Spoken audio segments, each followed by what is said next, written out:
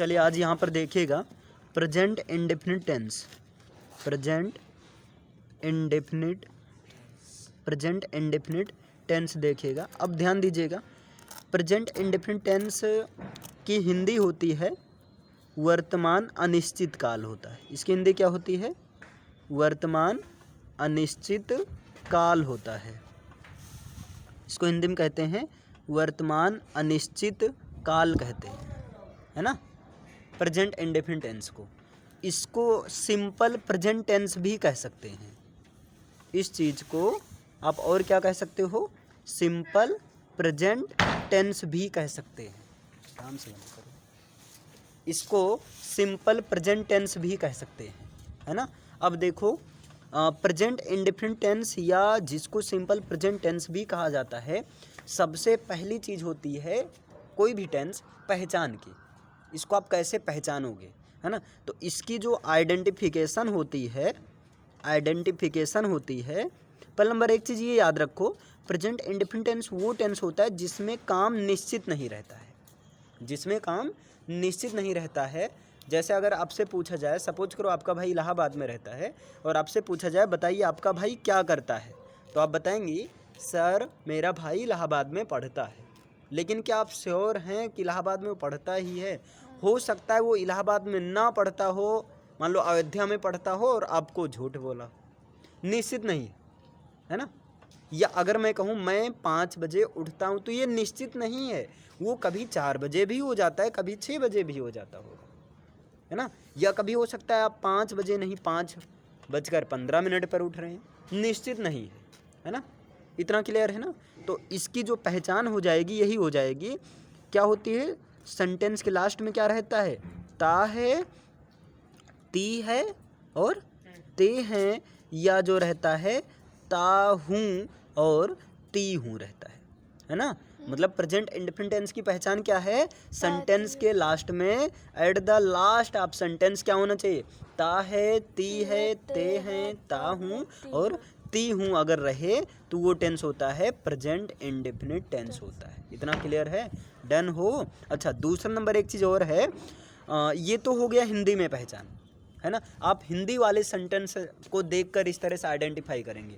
मान लो अगर English sentence दिया गया हो और वहाँ पूछा जाए आपसे कौन सा टेंस है, तो इंग्लिश सेंटेंस में जो आइडेंटिफिकेशन होती है, या तो वर्ब की पहली फॉर्म होगी, है ना, या तो वर्ब की पहली फॉर्म में एस या एस लगा होगा, या तो डू या डज के साथ में वर्ब की पहली फॉर्म होगी।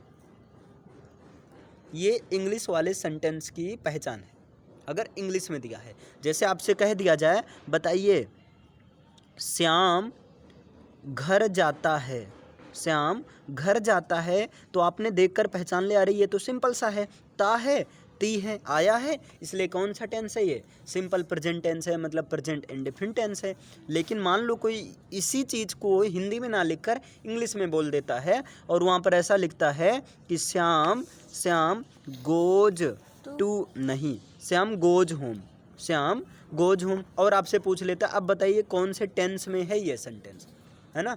तो ये सेंटेंस कौन से, अब आपने देखा ये वर्ब है आपका गो, है ना, और इसमें क्या लगा है? ई एस लगा है। तो आपने क्या देखा था इंग्लिश में, जो आइडेंटिफिकेशन करना देखा था वो V1 है ना, या तो base form first form of verb, या तो उसमें एस या ई एस, या तो डू या डज के साथ में वर्ब की फर्स्ट फॉर्म। तो ये बताइए पहचान करना, देखिए इंग्लिश में पहचान करना बहुत ज़रूरी है।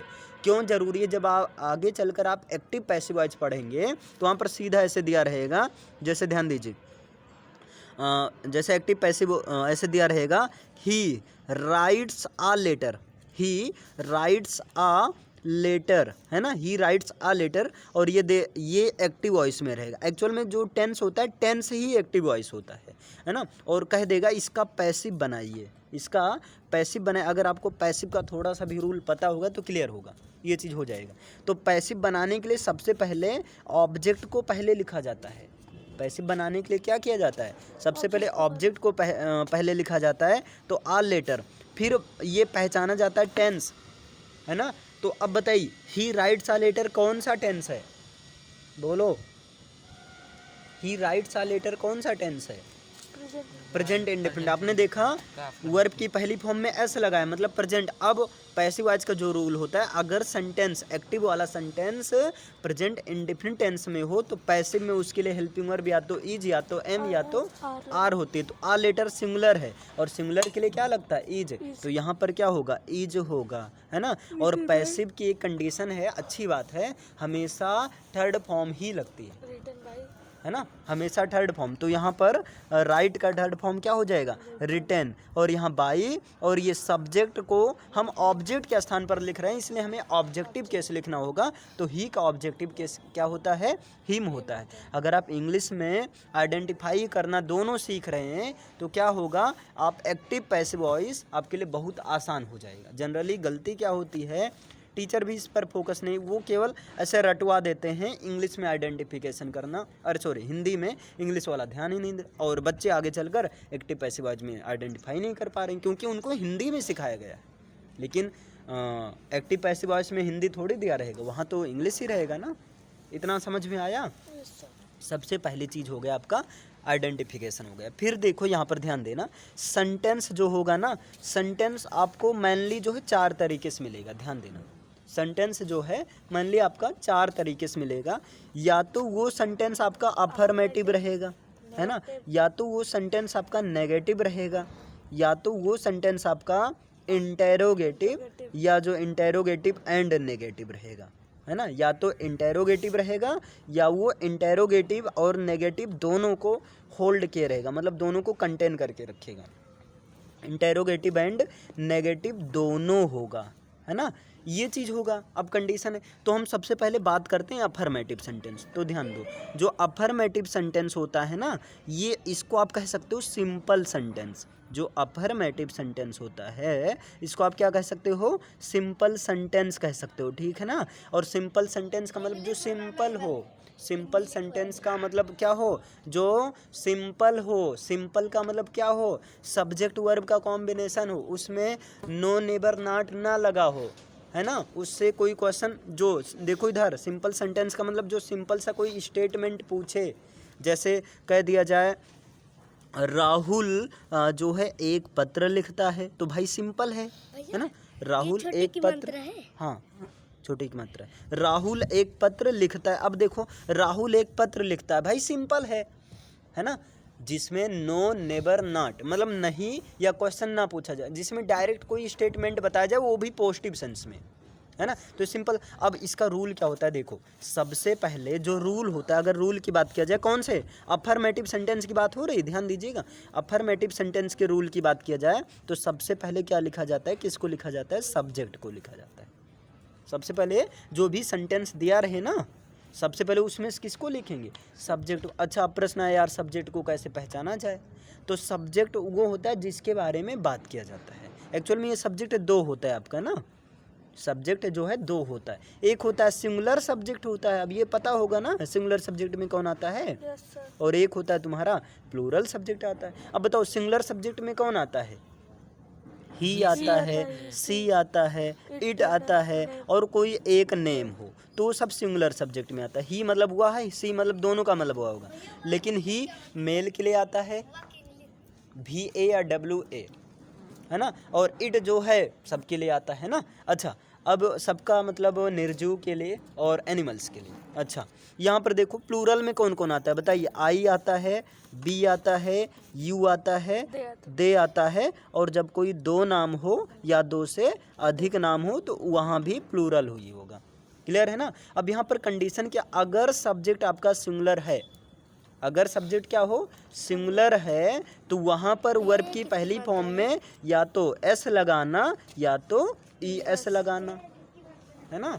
ये कब करेंगे, जब वर्ब की पहली फॉर्म में S या ES हो तब, अदरवाइज नहीं समझे। अगर वर्ब की पहली फॉर्म में सॉरी सब्जेक्ट अगर सिंगुलर है, अगर सिंगुलर सब्जेक्ट है तब क्या करेंगे, वर्ब की पहली फॉर्म में S या ES लगाएंगे। लेकिन अगर प्लूरल सब्जेक्ट है भैया तो उस सिचुएशन में क्या करेंगे, केवल वर्ब की पहली फॉर्म ही लिख दिया जाएगा। उसके बाद क्या लिखेंगे, ऑब्जेक्ट लिखेंगे। अब देखो चलो बनाओ, इस रूल से इसको बनाओ। राहुल एक पत्र लिखता है, तो सबसे पहले किसे लिखा जाएगा, बोलो। सबसे पहले सब्जेक्ट पहचानो। तो बताओ सब्जेक्ट कैसे पहचानेंगे? काम जिसके द्वारा हो जाए, है ना।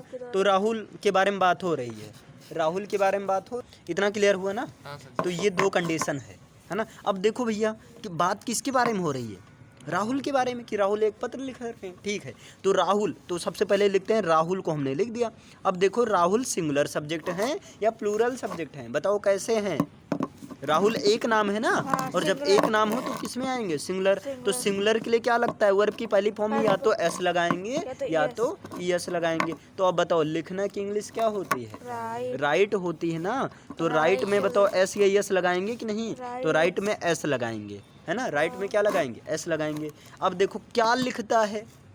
तो पता चला पत्र लिखता है, तो यहाँ ऑब्जेक्ट हो गया। तो क्या कर दो? लेटर कर दो। समझ में आया? लेकिन अगर यहीं पर आ जाता वे क्रिकेट खेलते हैं, वे क्रिकेट खेलते हैं। अब बताओ सबसे पहले किसको लिखेंगे? बोलो सबसे पहले किसको लिखेंगे इसमें? हाँ, सब्जेक्ट वे है ना, तो वे की इंग्लिश क्या होती है? दे। अब बताओ दे सिंगुलर सब्जेक्ट या प्लूरल सब्जेक्ट? तो दे कैसा सब्जेक्ट? प्लूरल। और प्लूरल के साथ में केवल क्या लिखते हैं? वर्ब की पहली फॉर्म ही लिख दिया जाता है ना। एस ई एस लगाने की आवश्यकता नहीं है ना। एस ई एस तभी लगाएंगे जब सब्जेक्ट या तो ही या तो सी या तो इट या एक नेम हो, तब, नहीं तो नहीं। तो दे और प्ले की इंग्लिश क्या होगी? PLAY play. अब यहाँ एस ई एस लगाने की आवश्यकता नहीं है, क्लियर है ना। एस ई एस लगाने की आवश्यकता नहीं है। तो दे प्ले। और अब बताओ क्रिकेट, क्रिकेट की इंग्लिश क्या होगी? क्रिकेट ही होगी। तो they play cricket, way cricket खेलते हैं। समझ में आया कि नहीं? बताओ बन जाएगा आराम से, है ना। कोई दिक्कत यहाँ तक? ये आपका अफर्मेटिव सेंटेंस का रूल है। चलो एक और करके दिखा दीजिए ताकि मुझे विश्वास हो जाए, है ना। हाँ, एक चीज़ और देख लो। देखो कहाँ पर एस लगाया, कहाँ ई एस लगाया जाता है? अगर वर्ब का लास्ट वाला लेटर ओ है ना, एस डबल एस है या एस एच है या जो है सी एच है या जो है जेड है, समझे। अगर वर्ब का लास्ट वाला लेटर या तो सी एच हो या ओ हो या एस एस हो या जो है एस एच हो या जो है जेड हो, तो वहाँ क्या करेंगे? वहाँ पर ई एस लगाएंगे। वहाँ पर क्या लगाएंगे? E S. बाकी सब जगह क्या लगाएंगे? एस लगाएंगे। जैसे हम कह दें, चलो बताओ शिवानी, है ना, शिवानी स्कूल जाती है। अब बताओ सबसे पहले किसे लिखेंगे? शिवानी को। अच्छा, शिवानी को क्यों लिखेंगे? क्योंकि शिवानी के बारे में बात हो रही है, मतलब शिवानी सब्जेक्ट है। तो चलो शिवानी की इंग्लिश हो गई शिवानी हो गई, ठीक है ना। अब देखो शिवानी सिंगुलर सब्जेक्ट है कि प्लूरल सब्जेक्ट है? एक नाम है ना, और एक नाम किस में आता है? सिंगुलर में आता है। तो शिवानी। अब जाना की इंग्लिश क्या होती है? बताओ गो होता है जाना की इंग्लिश। अब बताओ इसमें एस लगाएं कि ई एस लगाएं? E S. क्यों? क्योंकि लास्ट वाला क्या आ गया? ओ आ गया। जब लास्ट में O S S C H Z S H आ जाए तो क्या लगाएंगे वहाँ पर? E S. तो यहाँ हो गया गोज, और किसी स्थान पर जाने के लिए लगता है टू, तो गोज टू। और यहाँ पर स्कूल की इंग्लिश क्या हो गया? स्कूल हो गया। लेकिन अगर यही जरा सा चेंज कर दिया जाए, अब बताइए शिवानी और जो है शिवानी और रानी स्कूल जाती है। चलो अब बताओ क्या होगा? बोलो सबसे पहले क्या लिखें? अब देखो बात दो लोग के बारे में बात हो रही है, और जब दो लोग या दो से ज़्यादा लोग के बारे में बात हो ना, तब वो कौन से सब्जेक्ट में आता है? सिंगुलर की प्लूरल? प्लूरल में आता है ना। देखो यहाँ शिवानी और रानी स्कूल जाती है। बात किसके बारे में हो गई? आप शिवानी के साथ में रानी के भी बारे में बात हो रही। तो शिवानी की इंग्लिश क्या हो गई? SHIVANI शिवानी। और की इंग्लिश क्या हो जाएगी? एंड। और रानी की इंग्लिश रानी, ठीक है। अब बताओ ये सिंगुलर सब्जेक्ट, इधर सिंगुलर सब्जेक्ट की प्लूरल?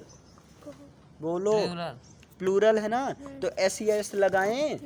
नहीं। तो सीधा लिख दो गो। अब यहाँ ना तो एस लगाओ ना तो ई एस। ये एस ई एस लगाने की नौटंकी तभी होगी जब यहाँ पर सिंगुलर सब्जेक्ट मतलब ही से इट या एक नेम होगा। गो जाने के लिए क्या लगता है? टू, और गो टू स्कूल।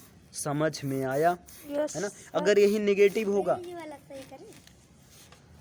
हाँ वही वाला अखिल, अगर यही चीज नेगेटिव होगा तो क्या करेंगे? तो क्या करेंगे? सिंगुलर सब्जेक्ट के साथ में, ध्यान देना, सिंगुलर सब्जेक्ट के बाद में डज नॉट लिखेंगे, और उसके बाद में वर्ब की पहली फॉर्म फिर लिख देंगे ऑब्जेक्ट या अदर।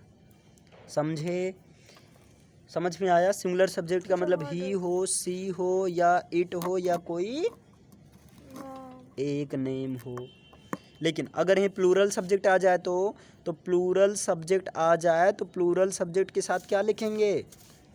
डू नॉट लिखेंगे। और दोनों कंडीशन में वर्ब की पहली फॉर्म फिर ऑब्जेक्ट।